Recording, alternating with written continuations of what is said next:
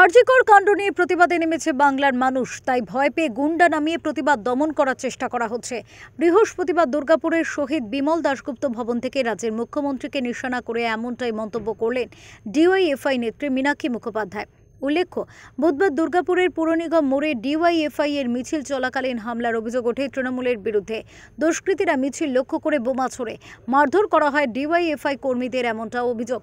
কিছুক্ষণ পরে সিপিএমের পার্টি অফিস বিমল দাশগুপ্ত ভবন ভাঙচুর করে তৃণমূলের দুষ্কৃতীরা, এমনটাও অভিযোগ। বুধবারের এই ঘটনার পর বৃহস্পতিবার সকালে শহীদ বিমল দাশগুপ্ত ভবনে পৌঁছন ডিওয়াইএফআই এর রাজ্য সম্পাদিকা মীনাক্ষী মুখোপাধ্যায় এবং তিনি সংবাদ মাধ্যমকে বলেন, মানুষের আন্দোলন দেখে ভয় পেয়েছেন মমতা বন্দ্যোপাধ্যায়, তাই তিনি আন্দোলন দমানোর চেষ্টা করছেন।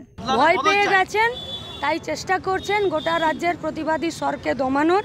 কিন্তু উনি জানেন না যে রাজ্যের উনি মুখ্যমন্ত্রী, সেই রাজ্যটার নাম পশ্চিমবঙ্গ। এখানে প্রতিবাদ করার জন্য কেউ কারো পারমিশনও নেয় না, আর কেউ কারো ভয়েও মাথা নামিয়ে থাকে না।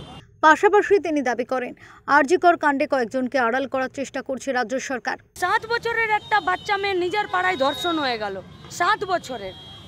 এই এখন এই মাত্র খবরে আসছে, দায় নিতে হবে না? তাহলে আপনি কি করে বলে দিচ্ছেন? আর রাজ্যের পুলিশকে সার্টিফিকেট দেবার দায়িত্ব আর ঠিকা নিয়ে রেখেছেন নাকি অভিষেক ব্যানার্জি? এছাড়াও এদিন অভিষেক বন্দ্যোপাধ্যায়ের তীব্র সমালোচনা করেন তিনি। নজর ওরা ঘোরানোর চেষ্টা করবে। আমরা আপনাদের মাধ্যমে গোটা রাজ্যের মানুষকে বলতে চাইছি, নজর ঘুরিয়ে লাভ নেই, দোষীদেরকে শাস্তি দিতেই হবে। কাকে আড়াল করার জন্য এত সব ফরিফন্দি করছেন, সব ফরিফন্দি জলে চলে যাবে। বৃহস্পতিবার আসানসোলের বিএনআর মোড় এলাকায় আরজিকরের ঘটনায় দোষীদের বিচার ও শাস্তির দাবিতে অবস্থান বিক্ষোভ করে ডিওয়াইএফআই। আসানসোল থেকে জয়ন্ত সাহা এবং অনুসুয়া সিনহার রিপোর্ট, ওঙ্কার বাংলা।